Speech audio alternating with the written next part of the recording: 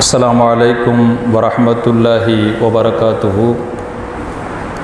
அல்ஹம்துலில்லாஹ் நஹ்மதுஹு வ நுஸல்லி அலா ரசூலிஹில் கரீம். قال الله تعالى في القرآن العظيم وفي الفرقان المجيد. أعوذ بالله من الشيطان الرجيم. بسم الله الرحمن الرحيم.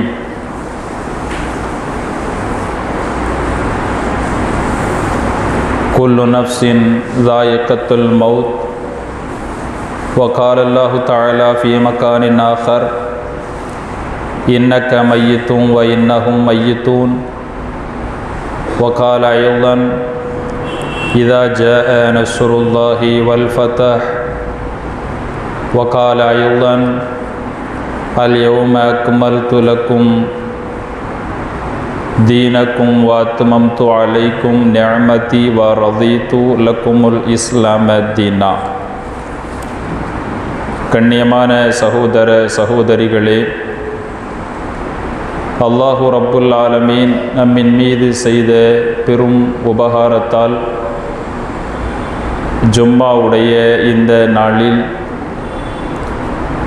அல்லாஹுவையும் அல்லாஹுவின் ரசூலை பற்றி பேசுவதற்கும் கேட்பதற்கும் அல்லாஹ் வாய்ப்பை தந்தமைக்கு அந்த ரப்புக்கு நாம் அதிகம் நன்றி செலுத்திக் கொள்வோம். புனித மிகுந்த இந்த நாளில் முஹம்மது நபி ஸல்லல்லாஹு அலைஹி வஸல்லம் அவர்களை பற்றியும் அவர்களின் வாழ்வில் நடந்த சில முக்கியமான விஷயங்களை பற்றியும்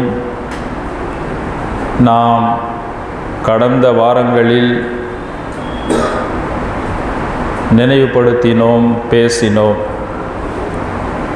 இந்த வாரங்களில்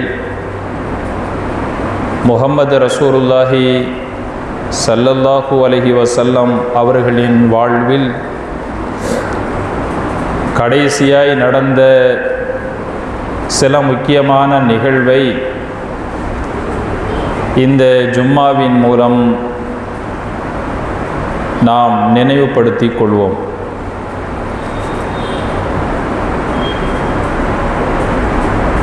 இந்த துனியாவில் பிறந்திருக்கிற எல்லா மனிதர்களுக்கும் மரணம் என்பது வந்தேதான் தீரும். அதை அல்லாஹ் சொல்லும்போது குல்லு நஃப்ஸின் ذائقத்துல் மௌத், உலகத்தில் இருக்கிற எல்லா உயிரினங்களுக்கும் மரணம் ஒரு நாள் நிர்ணயித்து தான் அது பிறக்கின்றது. எவ்வளவு பெரிய பாதுகாப்பான இடத்தில் இருந்தாலும், எவ்வளவு பெரிய மருத்துவ கட்டமைப்போடு வாழ்ந்தாலும், ஆரோக்கியமாக இருந்தாலும், நோய் நொடியோடு இருந்தாலும், பாதுகாப்பு உபகரணங்களோடு வாழ்ந்து கொண்டிருந்தாலும், மரணத்தின் நேரம் அல்லாஹ்வால் இறுதி செய்யப்பட்டு விட்டது. அது எந்த இடத்தில், எந்த நேரத்தில், எந்த நாளில், எந்த ஊரில், எங்கு நடைபெறும் என்ற ரகசியம் உட்பட அனைத்தையும் அல்லாஹ் ஏற்கனவே ஒவ்வொரு உயிரினங்களும் அது கருவில் இருக்கும்போதே முடிவு செய்யப்பட்டு விட்டது. இது எந்த நபிமார்களுக்கோ, ரசூல்மார்களுக்கோ, இறைநேசர்களுக்கோ, அவுலியாக்களுக்கோ, எல்லா நபர்களுக்கும் இது பொருந்தும். இதிலிருந்து யாரும் விதிவிலக்கு பெற இயலாது, அல்லாஹ் நாடியவர்களை தவிர. குர்ஆனுடைய பல வசனங்கள் இதை உண்மைப்படுத்துகிறது. இன்னக்க மையத்தும் வ இன்னகும் மையத்தூன், நபியே நீங்களும் மரணமடைவீர்கள். யாரெல்லாம் உங்களை வாழவிடக்கூடாது என்று எண்ணுகிறார்களோ, உங்களுக்கு எதிராக சூழ்ச்சி செய்கிறார்களோ, உங்களுக்கு தொல்லை தருகிறார்களோ, அவர்களும் ஒரு நாள் மரணமடைவார்கள். இது உலகத்தினுடைய இயல்பு, இயற்கையான ஒன்று. அதை எல்லாரும் அனுபவித்துத்தான் ஆக வேண்டும். ஆனால் இந்த உலகத்தில் ஆக பிரியத்திற்குரிய ஒருவர் மரணமடையும் போது அதை தாங்கிக் கொள்வதற்கு உறவுகள், அவருடைய இரத்த பந்த உறவுகளால் அதை சகித்து கொள்ள இயலாது சிறிது நாள். அப்படித்தான் முஹம்மது ரசூலுல்லாஹி ஸல்லல்லாஹு அலைஹி வஸல்லம் அவர்கள் நபியாக ஆனதில் இருந்து ஏறத்தாழ 40 வயதில் அவர்கள் நபியாக ஆனார்கள். 63 வயதில் அவர்களுக்கு மரணம் ஏற்படுகிறது.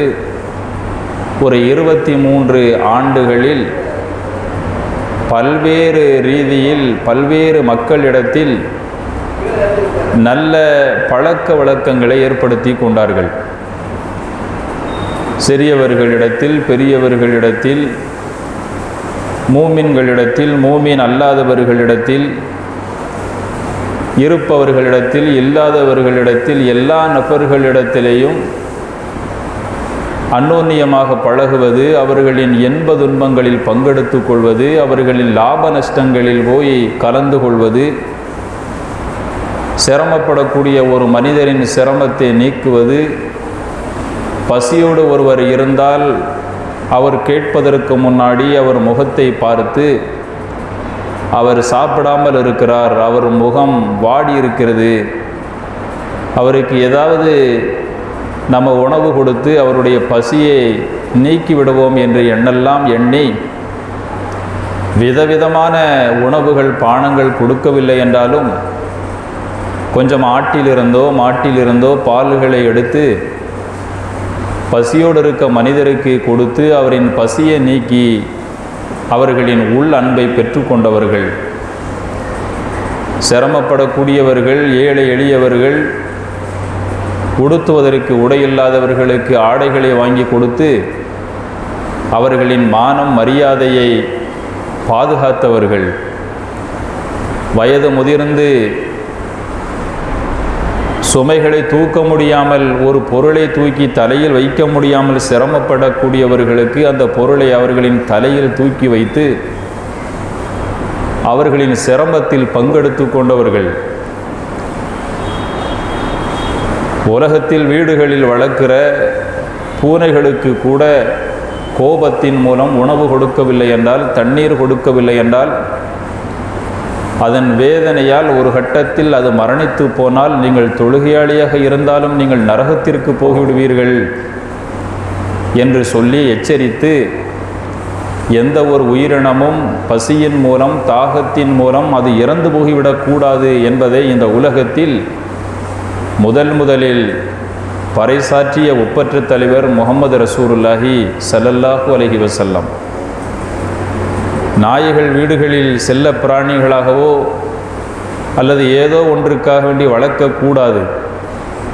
காடுகளிலேயும் தோப்புகளிலேயும் பாதுகாப்பிற்காக, வேட்டைக்காக வேண்டி மட்டுமே பயன்படுத்தி கொள்ளலாம் என்று இருந்தாலும் வீடுகளில் வளர்க்கக்கூடாது என்று சொல்லப்பட்ட அந்த உயிரினம் தெருக்களில் ஏதோ ஒரு ரீதியில் அது நடமாடி உணவு இல்லாமல், தண்ணீர் இல்லாமல் அது சிரமப்படுவதை நீங்கள் பார்த்தால், அதை அப்புறப்படுத்தி விடாமல் அதன் பசியை நீங்கள் போக்கினால் அல்லாஹ் உங்களுக்கு சுவர்க்கத்தை பரிசாக தருவான் என்றெல்லாம் சொல்லி உலகத்தில் ஏனைய உயிரினங்கள் மீது அன்போடு, கருணையோடு நடந்து கொள்ள வேண்டும் என்று முஹம்மது ரசூலுல்லாஹி ஸல்லல்லாஹு அலைஹி வஸல்லம் அவர்கள் சஹாபாக்களை ஊக்கப்படுத்தினார்கள்.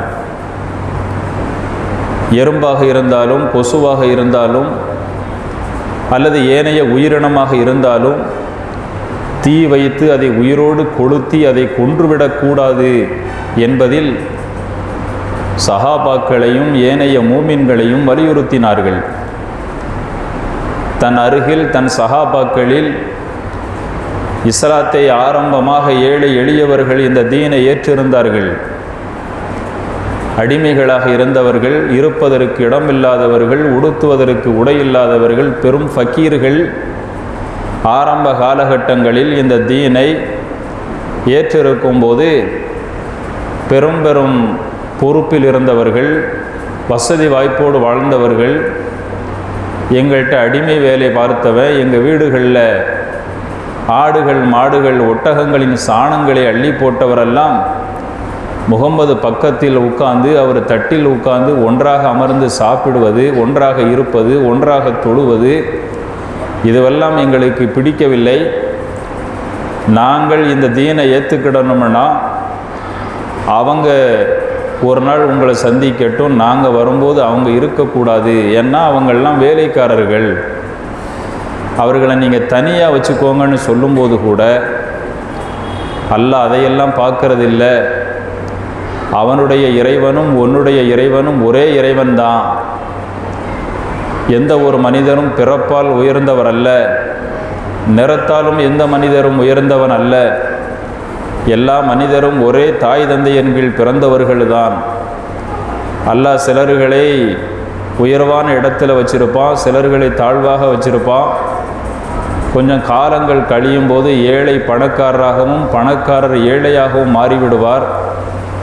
கடிகாரத்தின் முட்கள் மேலும் கீழும் எப்படி உயர்ந்தும் தாழ்ந்தும் வருகிறதோ அதுபோன்றுதான் மனிதனுடைய வாழ்வும் வரும் என்றெல்லாம் சொல்லி எல்லா நபர்களையும் ஒரே குடையின் கீழ், ஒரே கட்டமைப்பின் கீழ், ஒரே தலைமையின் கீழ் முகமது ரசூலுல்லாஹி ஸல்லல்லாஹு அலைஹி வஸல்லம் அவர்கள் தன் நபித்துவத்தின் 23 ஆண்டு காலங்களில் ஒரு பெரும் புரட்சிகளை ஏற்படுத்தினார்கள். அவர் இல்லாமல் மக்கள் இல்லை, அவர் இல்லாமல் பள்ளிவாசல் இல்லை, அவர் இல்லாமல் ஒரு நன்மை தீமை இல்லை என்ற அளவுக்கு ஒருவர் நம்மிலே வந்ததற்கு பிறகு அவர் இல்லாத உலகத்தை அவர்களால் உருவாக்கப்பட்ட சஹாபாக்களால் கற்பனை கூட செய்து பார்க்க முடியவில்லை. ஆனாலும் எத்தனையோ நபர்கள் மரணித்து போனார்கள், அவர்களையெல்லாம் அடக்கம் செய்திருந்தாலும் முகமது ரசூலுல்லாஹி ஸல்லல்லாஹு அலைஹி வஸல்லம் அவர்களுக்கும் மரணம் வரும் என்பதை அவ்வளவு பெரிய பிரியத்திற்குரிய சஹாபாக்களால் கற்பனை கூட செய்து பார்க்க முடியாத அளவுக்கு அன்பு அதிகமாகிவிட்டது. தன் மீது ரொம்ப பாசமாக சஹாபாக்கள் இருக்கிறார்கள் என்பதை அறிந்து கொண்ட நபிகள் நாயகம் அவ்வப்போது பயான்களில் சொல்வார்கள், நான் இறந்து போயிட்டால் என்னுடைய கபரை ஒரு பெரிய கட்டடம் ஆக்கிறாதீங்க, என்னுடைய கபரில் போய் தொழுகாதீங்க, என்னுடைய கபரை ஒரு பெரிய சமாதி அமைப்பில் ஆக்கி அதை வழிபாடுற இடமா நீங்கள் ஆக்கிறாதீங்க, என்னுடைய உருவத்தை நீங்கள் சிலை செய்து வைத்து விடாதீர்கள், என் உருவங்களை உங்கள் வீடுகளில் வைத்து இதுதான் எங்கள் நபி, இதுதான் எங்கள் நபி என்று என் மீது நீங்கள் அளப்பெரிய பிரியம் கொண்டு ஒரு கட்டத்தில் என்ன முன்னாடி வைத்து எனக்கே நீங்கள் சஜிதா செய்து விடுவீர்கள். அதனால் என்னுடைய எந்த ஃபோட்டோக்களோ என் உருவங்களோ எதுவுமே இருக்கக்கூடாது என்று தான் உயிரோடு வாழ்ந்த காலத்திலே சஹாபாக்களிடத்திலே படிப்படியாகவே சொல்லிவிட்டார்கள். ஏனென்றால் உருவ வழிபாடுகள் எல்லாம் அப்படித்தான் வந்தது. நபி நூஹ் நபி காலத்தில், அந்த காலத்தில் வாழ்ந்தவர்கள், தன் குடும்பத்தில் உள்ள பெரியவங்க, தன் ஊரில் உள்ள முக்கியஸ்தர்கள் மரணித்ததும் இவரெல்லாம் நல்ல மனிதர், இவர் இறந்து போனார், இவரால் தான் இந்த ஊரில் இவ்வளோ பெரிய நல்ல காரியம் நடந்தது, இவரால் தான் ஒரு பொது இடங்களில் கிணறுகள் வெட்டி விடப்பட்டது, இவரால் தான் மரங்கள் நடப்பட்டது, இதனால் நிறைய நபர்கள் பலனடைந்தார்கள் அப்படின்னு அந்த காலத்தில் உயிரோடு வாழ்ந்தவங்க தன்னுடைய பிள்ளைகளிடத்தில் சொல்லும்போது அவர் யார், அவர் எப்படி இருப்பார் என்று அந்த பிள்ளைகள் கேட்க அவர் இப்படித்தான் இருப்பார் என்று உருவங்கள் வரையப்பட்டது. ஒரு தலைமுறை, 2 தலைமுறை, 4 தலைமுறை ஆனதற்கு பிறகு அதிலே பத்தி பொருத்தி வைத்தார்கள், அதிலே விளக்கேற்றினார்கள். அதற்கு பிறகு இதுதான் கடவுள் என்று வழிபட ஆரம்பித்து விட்டார்கள். இதை சரி செய்வதற்குத்தான் அல்லாஹ் நபிமார்களை இந்த உலகத்திற்கு அனுப்பினான். அந்த மாதிரி தன் வாழ்க்கையில் தனக்கும் நடந்துவிடக்கூடாது என்பதை தான் உயிரோடு இருக்கிற காலத்தில் முகமது நபி அவர்கள் சஹாபாக்களை சொல்வார்கள், நான் வரும்போது நீங்கள் யாரும் இழந்தரிக்கக்கூடாது, அவர் நபி, அவர் பெரிய ஆள் என்று. ஒரு மனிதரை கண்ணியப்படுத்துவதற்கு அவருக்கு இடம் இல்லை என்றால் நீங்கள் இடம் கொடுப்பது இயல்பு. ஆனால் இவர் பெரிய ஆள் அப்படின்னு ஏதோ வசதியிலேயோ பொறுப்பிலேயோ ஒருவர் இருந்தால் எல்லாரும் இழந்தரித்து நிற்பது, தோளில் போட்டிருக்கிற துண்டுகளை எடுத்து இடுப்பிலே கட்டி கொள்வது, கால்களில் போட்டிருக்கிற செருப்புகளை கூட கழட்டி விட்டு மரியாதை செலுத்துகிறோம் என்ற அடிப்படையில் நிற்பது, இவைகள் அனைத்தையும் முகமது ரசூலுல்லாஹ் தடுத்தார்கள். இப்படி ஒரு சமூகத்தை உயிர் வாழ்கிற காலத்தில் தன் மீது அந்த சஹாபாக்கள் கொண்டிருந்த பிரியத்தினால அவர்கள் மார்க்கத்திற்கு முரணான இல்லாத பொல்லாத செய்திடக்கூடாது அப்படிங்கிறதுல ரொம்ப தெளிவாக இருந்தார்கள். அவ்வப்போது குர்ஆனுடைய ஆயத்துக்களை அல்லாஹ் இறக்கி வைத்தான். இன்னக்க மையத்தும் இன்னகும் மையத்துன், உலகத்தில் எத்தனை நபர்கள் இறக்குறாங்களோ நீங்கள் அதையெல்லாம் அடக்கம் செய்கிறீர்கள், அதே போன்று ஒரு நாள் நீங்களும் மௌத்தாகுவீர்கள், உங்களையும் பிறர்கள் அடக்குவார்கள். யாருடைய மௌத்துக்காகவும் இந்த உலகம் நின்று விடாது. யாருடைய மௌத்துக்காகவும் சூரியனோ சந்திரனோ நட்சத்திரனோ அதது செய்ய வேண்டிய வேலையை அதது செய்து கொண்டே இருக்கும். அல்லாஹ்வின் உத்தரவு வரும் வரை அது செய்யும். நபிகள் நாயகம் ஸல்லல்லாஹு அலைஹி வஸல்லம் அவர்களுக்கு காலங்கள் கடந்து போகும்போது குர்ஆனுடைய ஒரு ஆயத்து இறங்கியது. இதா ஜா நஸ்ருல்லாஹி வல் ஃபத்ஹ் அப்படிங்கிற ஒரு ஆயத்து. இதா ஜா நஸ்ருல்லாஹி வல் ஃபத்ஹ் வரஐத்தன் நாஸ யதுஃபுலூன ஃபீ தீனில்லாஹி அஃப்வாஜா. அல்லாஹ்வுடைய மார்க்கத்தில் ஒரு காலம் வரும்போது மக்கள் கூட்டம் கூட்டமாக வந்து சேர்ந்து விடுவார்கள் அப்படிங்கிற பொருளுடைய இந்த ஆயத்து இறங்கியதும் விகரம் தெரிந்த சஹாபா பெருமக்கள் அழ ஆரம்பித்து விட்டார்கள். எத்தனை பேரை இஸ்லாத்தில் ஏற்றுக்கோன்னு சொன்னால் ஏற்றுக்கிட மாட்டேக்கான், அடிக்கிறாங்க, என்னமில்லாமல் சிரமப்படுத்துகிறாங்க. ஆனால் ஒரு காலத்தில் யாருமே சொல்லலைனாலும் எங்கேயோ ஒரு புறத்தில் இருந்து ஒருவர் தீனை ஏற்றுக்கிடுவார் அப்படின்னா முகமது ரசூலுல்லாஹ் உயிரோடு இருக்கும்போது இப்படி ஒரு ஆயத்து இறங்கியதும் விகரம் தெரிந்தவர்கள் அழ ஆரம்பித்து விட்டார்கள். நபிக்கு மவுத்து வந்துட போகுது, மவுத்துடைய நாள் நெருங்கிக்கிட்டே இருக்கு அப்படிங்கிறத குர்ஆனுடைய ஆயத்துக்கள் மூலியமாக அல்லாஹ் கொஞ்சம் கொஞ்சமாகவே உணர்த்திக்கிட்டே இருந்தான். ரமலானில் எப்போதுமே குர்ஆனுடைய ஆயத்துக்களை ஜிப்ரீல் அலைஹிஸ்ஸலாத்து வஸ்ஸலாம் அவர்கள் இந்த வருடத்தில் எத்தனை ஆயத்துக்கள் இறங்கியதோ அது முழுவதையும் ரமலானுடைய நாளில் உட்கார்ந்து அந்த ஒரு மாதத்தில் தொடர்படியாக அவர்கள் ஓதுவார்கள். முகமது ரசூலுல்லாஹ் கேட்பார்கள். பிற முகமது ரசூலுல்லாஹ் ஓதுவார்கள், ஜிப்ரீல் அலைஹிஸ்ஸலாம் அவர்கள் கேட்பார்கள். ஆனால் அவர்கள் மௌத்தாகக்கூடிய அந்த வருஷத்தில் ரமலானுடைய காலகட்டத்தில் 2 தடவை திருக்குர்ஆனை அவர்கள் ஓதுவதை ஜிப்ரீல் அலைஹிஸ்ஸலாம் அவர்கள் கேட்டார்கள். அப்போது இது வழக்கத்தை விட ஒரு மாற்றமாக இருக்கு அப்படின்னு சஹாபாக்கள் புரிந்து கொண்டார்கள். ஒவ்வொரு வருடமும் நோன்பு நேரங்களில் திருக்குர்ஆனை ஓதுவதை கேட்பது வழமையாக இருந்தாலும் நபி அவர்கள் மரணமடையக்கூடிய அந்த வருடத்தினுடைய நோன்பில் ஒரு நோன்பு கட்டத்தில் குர்ஆன் ஓதப்படுவதை 2 தடவை ஜிப்ரீல் அலைஹிஸ்ஸலாம் அவர்கள் அதை முழுமைப்படுத்தி விட்டு சென்றார்கள். அதே மாதிரி அவங்க மக்காவில் மதீனாவில் இருக்கும்போதெல்லாம் அடிக்கடி ஹஜ்ஜுக்கெல்லாம் அவர்கள் போகலை. வாழ்க்கையில் ஒரே தடவை தான் அவர்கள் ஹஜ்ஜு செய்திருக்கிறார்கள். நிறைய பேர் இப்போமெல்லாம் அடிக்கடி போகிறார்கள். ஒரு தடவை போகுவது வசதியானவர்களின் மீது கடமை. தேவையில்லாமல் ஏதோ போயிட்டு வருவோம் அப்படின்னு தங்களுடைய பொருளாதாரங்களை அதிகப்படியான முறையில் வீணாக்கக்கூடாது. ஒரு தடவை ஹஜ்ஜு செய்வது அவர்களுக்கு கடமை. அதற்கு பிறகு அந்த காசுகளை நல்வழியில் ஏதோ ஒரு ரீதியில் செலவு செய்தால் அதன் பலன் அவர்களுக்கு கிடைக்கும். அப்போ நபி ஸல்லல்லாஹு அலைஹி வஸல்லம் அவர்கள் அந்த ஹஜ்ஜுடைய கடமையை நான் ஹஜ்ஜு செய்ய போகிறேன், நீங்கள் எல்லாரும் வாங்க அப்படின்னு சஹாபாக்களை எல்லாம் அழைத்தார்கள். லட்சத்திற்கு மேற்பட்ட சஹாபாக்கள் உள்ளூரில் வெளியூரில் வெளிநாடுகளில் இருந்து நபி அவர்களோடு நாமும் ஹஜ்ஜு செய்வோம், முகமது ரசூலுல்லாஹ் ஹஜ்ஜுக்கு போகும்போது நம்மளும் ஹஜ்ஜுக்கு போனால் நமக்கு நிறைய நன்மைகள் கிடைக்கும் என்று ஏராளமான நபர்கள் அங்கே ஒன்று கூடினார்கள். ஹஜ்ஜினுடைய கடமைகள் எல்லாம் முடிந்து விட்டது. அரஃபாவுடைய நாள் அப்படின்னு ஒரு நாள் இருக்குது, பெருநாளைக்கு முதல் நாள்.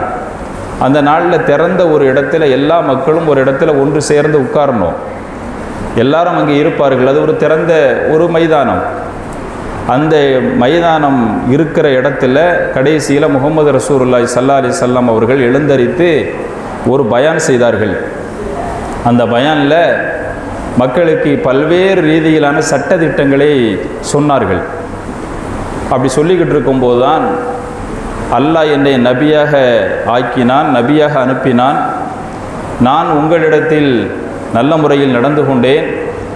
உங்களுக்கு நான் எப்படி நோன்பு வைக்க வேண்டும், எப்படி தொழ வேண்டும், எப்படி ஜக்காத்து கொடுக்க வேண்டும், எப்படி ஹஜ்ஜு செய்ய வேண்டும் என்பதையெல்லாம் நான் போதித்து விட்டேன். ஹஜ்ஜினுடைய கடமை எப்படி செய்ய வேண்டும் என்பதை 63வது அந்த வருடத்தினுடைய கடைசியில் தான் முகமது ரசூலுல்லாஹி ஸல்லல்லாஹு அலைஹி வஸல்லம் அவர்கள் சஹாபாக்களுக்கு சொல்லி தர்றாங்க. இப்படியெல்லாம் ஹஜ்ஜு செய்யணும், இப்படி தவாப் செய்யணும், இந்த மாதிரி பண்ணணும் அப்படிங்கிறத அங்கே இருக்கக்கூடிய லட்சக்கணக்கான சஹாபாக்களுக்கெல்லாம் சொல்லிட்டு நிறைய விஷயங்களை அங்கே சொல்கிறார்கள். நீங்கள் வட்டி வாங்காதீர்கள், விபச்சாரம் செய்யாதீர்கள், கொடுக்கல் வாங்கலில் மோசடி செய்யாதீர்கள், யாரையும் ஏமாற்றாதீர்கள், தொழுகையை, நோன்புகளை, தான தர்மங்களை, ஜக்காத்தை, ஹஜ்ஜுகளை சரியாக நீங்கள் நிறைவேற்றி வாருங்கள், அதில் உள்ள அபிவிருத்தியை தர்றான் அப்படின்னு சொல்லும்போது ஒரு குர்ஆனுடைய ஆயத்து இறங்கியது. அல்யௌம அக்மல்து லக்கும் தீனக்கும் வ அத்மம்து அலைக்கும் நிஅமதி வ ரதீது லக்குமுல் இஸ்லாம தீனா அப்படின்னு அந்த ஆயத்து. என்னுடைய மார்க்கத்தை நான் முழுமையாக உங்களுக்கு நான் சொல்லி தந்துட்டேனா அப்படின்னு அங்கே இருந்த எல்லாரையும் பார்த்து கேட்டான். முன்னாடி இருந்தவங்க எல்லாரும் தன் கைகளை தூக்கி, யா ரசூலல்லாஹ் நீங்கள் முழுமையாக சொல்லீர்கள். சொன்ன உடனே முகமது நபி அவங்க வானத்தின் பக்கம் தன் ஆள்காட்டி விரலை தூக்கி, யா அல்லாஹ் இந்த மக்கள் இதற்கு சாட்சி. எந்த நோக்கத்திற்கு இந்த உலகத்தில் என்னை அனுப்பி வைத்தாயோ, எந்த பணியை செய்யுமாறு என்னை ஏவினாயோ, என்னுடைய 40 வயதிலிருந்து 63 வயது வரை எந்த பணியை செய்ய சொன்னியோ அந்த பணியை நான் சிறப்பாக செஞ்சிட்டேன். அதனால தான் ஒருவர் 2 நபர்களாக இந்த தீனை ஏற்றுக்கிட்டவர்கள் இன்னைக்கு பல ஆயிரக்கணக்கான மக்கள் இந்த இடத்தில் ஒன்று கூடி உட்கார்ந்திருக்கிறார்கள். அதற்கு இந்த மக்களை சாட்சி, நீ அதை பார்த்துக்கோன்னு சொல்லி அல்லாஹ்விடத்தில் அந்த பொறுப்பை கடைசியில் ஒப்படைத்து விட்டார்கள். அங்கே இருக்கிற எல்லாத்திலையும் கேட்டார்கள், நான் உங்களுக்கு முழுமையாக இந்த தீனை சொல்லிட்டேன், நான் எதையாவது மறைத்து வைத்திருக்கிறேனா? சில வசனங்கள் நபியை கண்டித்திருக்கும், சில வசனங்கள் நபியை கண்டிக்காமல் இருக்கும். கண்டிக்கிற வசனத்தை நபி அவர்கள் அங்கே சொல்லியிருக்கிறார்கள். அல்லாஹ் தன்னை கண்டிக்கும் போது இறைவன் என்னை கண்டிச்சிருக்கிறான் அந்த விஷயத்தில்ங்கிறத கூட பொதுவெளியில் நபி அவர்கள் சொல்கிற எல்லாமே அங்கே பதிவு செய்யப்படுது. எல்லாமே குர்ஆனில் ஆக்கப்பூர்வமாக பதிவு செய்யப்படுது. அப்படி இருக்கும்போது எல்லாவற்றையுமே அவர்கள் அந்த பொது இடத்தில் சொன்னார்கள். கூடியிருந்த சஹாபாக்கள் எல்லாரும், யா ரசூலல்லாஹ் நீங்கள் எதையுமே மறைக்கலை, நீங்கள் எல்லாவற்றையும் சொல்லிவிட்டீர்கள். அதற்கு பிறகு ஹதரத்து முஆத் இப்னு ஜபல் ரலியல்லாஹு அன்ஹு அப்படிங்கிற சஹாபியை ஒரு நாட்டுக்கு அரசியல் தலைவராக அனுப்பி வைத்தார்கள். ஒவ்வொரு மாநிலங்களுக்கு இன்றைக்கு கவர்னர்கள் இருக்கிறது மாதிரி இந்த முஆத் இப்னு ஜபல் அப்படிங்கிற இந்த நபி தோழரை யமன் அப்படிங்கிற ஒரு நாடு இருந்தது, அங்கே அரசியல் தலைவராக அனுப்பி வைக்கும் போது சொன்னார்கள், முஆதே நீங்கள் அங்கே போங்கள், அந்த மக்களுக்கு நீதியோடு நேர்மையோடு சரியான முறையில் நீங்கள் அவர்களுக்கு நிர்வாகம் நடத்துங்கள். உங்களுக்கு பிடித்தவர் இருக்கலாம், பிடிக்காதவர்கள் இருக்கலாம், ஏழைகள் இருக்கலாம், பணக்காரர்கள் இருக்கலாம், மூமீன்கள் இருக்கலாம், மூமீன் அல்லாதவர்கள் இருக்கலாம், சிறுபான்மையின மக்கள் உங்களுக்கு கீழே இருக்கலாம். அவர்களின் உயிர்களை, உடைமைகளை, அவர்களின் மடங்களை, அவர்களின் வழிபாட்டு தலங்களை நீங்கள் சிதைத்து விடக்கூடாது. அவர்களின் கண்ணியத்தை நீங்கள் பாதுகாக்கணும். அவங்க வீட்டில் இருக்கிற பெரியவர்கள், பெண்கள், சிறியவர்கள் யாராக இருந்தாலும் அவர்களினுடைய கொள்கை, அவரவர்களுடைய கோட்பாடுகளுக்கு நீங்கள் குந்தகம் விளைவித்து விடக்கூடாது அப்படின்னு சொல்லிட்டு ஒரு விஷயத்தை சொன்னார்கள். உன்னை நான் இந்த பகுதிக்கு அனுப்புகிறேன், அது கொஞ்சம் தூரமான இடம்தான், நீ போகிவிட்டு திரும்ப வரும்போது முகம்மதாகிய நான் உயிரோடு இருப்பேனா இருக்க மாட்டேனாங்கிறது எனக்கு தெரியாது. ஒரு கால் என் மண்ணறையை நீ கடந்து செல்லக்கூடும், ஒரு கால் எனக்கு மௌத்து ஏற்பட்டு உனக்கு தெரியாமலே ஒரு இடத்தில் அடக்கம் செய்து விடுப்பார்கள். அதை கண்டு கலங்காமல் நீ நேர்மையான முறையில் அதிகாரம் செலுத்து என்று அவரிடத்தில் சொல்லும்போது அவர் கலங்கி போய்விட்டார். யா ரசூலல்லாஹ், எனக்கு இந்த பொறுப்பே வேண்டாம், என்னை அனுப்பும்போது இப்படியா நீங்கள் சொல்வீர்கள்? உங்களுக்கு மரணம் வந்து விடுமா? நம்முடைய பிள்ளைகளை, நம்முடைய மனைவி மக்கள் எங்கேயாவது நம்ம வெளியூருக்கு போகும்போது நான் இறந்து போயிடுவோம்னு யாராவது சொன்னால் போகிறவர் நிம்மதியாக போகுவாரா? போகும்போது என்ன வார்த்தைப்பா சொல்லுத அப்படின்னு நம்ம கேட்போமா இல்லையா? இதே மாதிரி தான் அந்த நபித்தோழர் சொன்னார், நீங்கள் என்ன வார்த்தையை சொல்கிறீர்கள்? உங்களுக்கு மரணம் ஏற்பட்டுவிடும் என்பதை எங்களால் யூகிக்க கூட முடியவில்லை. எனக்கு அந்த பொறுப்பே வேண்டாம், நான் இங்கேயே உங்கள் கூட இருந்துக்கிடுறேன். எனக்கு என் தாய் என்னை பெற்றெடுத்திருக்காமல் இருந்திருக்க வேண்டும், இப்படி ஒரு வார்த்தையை நீங்கள் சொல்லிவிட்டீர்களே அப்படின்னு அவர் சொல்கிறார். ஆனால் நபிகள் ஸல்லல்லாஹு அலைஹி வஸல்லம் அவர்கள் சஹாபாக்களை அப்போதும் சொன்னார்கள், வாழ்க்கையில் மரணம் என்பது எல்லாருக்கும் ஏற்படும், அதையெல்லாம் சகித்துத்தான் ஆக வேண்டும் என்பதை கொஞ்சம் கொஞ்சமாக சஹாபாக்களிடத்தில் பக்குவப்படுத்தினார்கள்.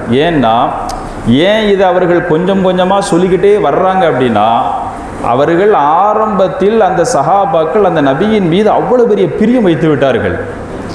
இவர்கள் இல்லாமல் இருந்தால் மன பாதிக்கப்பட்டு விடுவார்கள், பித்து பிடித்து விடுவார்கள், சுய நிலைவை இழந்து விடுவார்கள்.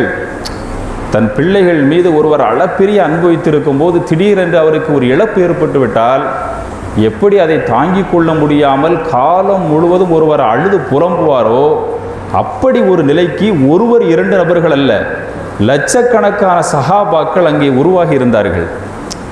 முகமது நபி அவர்களுக்கு மரணம் வரும் அப்படிங்கிறதை யாராலும் கற்பனை கூட அங்கு செய்து பார்க்க முடியாத ஒரு நிலை இருந்தது. அதனால தான் அவர்களை கொஞ்சம் கொஞ்சமாக அல்லாஹ் அவர்களுக்கு மௌத்தாக்குவதற்கு முன்னாடி இந்த விஷயத்தை கொஞ்சம் கொஞ்சமாகவே அவர்கள் நினைவுபடுத்தினார்கள். ஆக கண்ணியமான பெரியோர்களே, சகோதரர்களே, முகமது ரசூலுல்லாஹி ஸல்லல்லாஹு அலைஹி வஸல்லம் அவருடைய வாழ்வின் கடைசி நிமிடங்கள் ஒவ்வொரு நபர்களுக்கும் நாம் அறிந்து கொள்ள வேண்டிய மிக முக்கியமான நிகழ்வுகளாக இருக்கிறது. அதை பற்றி இன்ஷா அல்லாஹ் நாம் வரக்கூடிய வாரங்களில் தெரிந்து கொள்வோம். நாயகம் ஸல்லல்லாஹு அலைஹி வஸல்லம் அவர்கள் பிறந்ததும் இந்த ரபியுல் அவ்வல் மாதத்தில்தான், அவர்கள் மரணமடைந்ததும் இந்த ரபியுல் அவ்வல் மாதத்தில்தான். அவர்கள் பிறந்ததும் திங்கட்கிழமைதான், அவர்கள் மரணமடைந்ததும் திங்கட்கிழமைதான். அவர்கள் உலகத்தில் 63 வயது வரைதான் அவர்கள் வாழ்ந்திருக்கிறார்கள். 40 வயதில் நபியாக ஆனதிலிருந்து மரணமடைகின்ற வரை வாழ்வில் எந்த ஒரு மனிதரும் வாழாத ஒரு பெரும் வாழ்வை, எந்த ஒரு மனிதரும் செய்ய முடியாத ஒரு பெரும் புரட்சியை இந்த உலகத்தில் செய்துவிட்டு சென்றவர்கள் முஹம்மது ரசூலுல்லாஹி ஸல்லல்லாஹு அலைஹி வஸல்லம் அவர்கள். அல்லாஹ் அவர்களை பொருந்தி கொள்ள வேண்டும். அவர்கள் நமக்கு சொன்ன ஒரு வார்த்தை, ஒவ்வொரு நாளும் பாங்கு சொன்னதற்கு பிறகு நீங்கள் அந்த துவாவை ஓதுங்கள்.